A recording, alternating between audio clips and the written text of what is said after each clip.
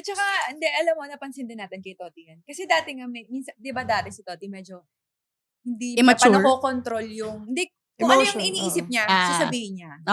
So, thank you ha, tinuruan mo siya. Wow! Parang ikaw hindi mo pa na-develop yun. Sa'yo lang. Kung ano naiisip mo, sinasabi mo mga. Hoy, di Bigay mo yung number ni Ayan. Hindi sila minsan.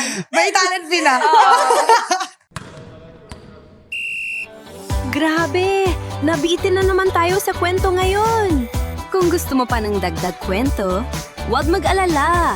Pag may time, kita tayo ulit sa susunod na episode. Grab a spot. Relax lang. At makitambay sa kwentuhan namin. Walang pressure. Chill lang. Follow us on YouTube, Spotify, at Apple Podcasts para mapakinggan ang buong episodes ng Ang Podcast ng Mga May Time.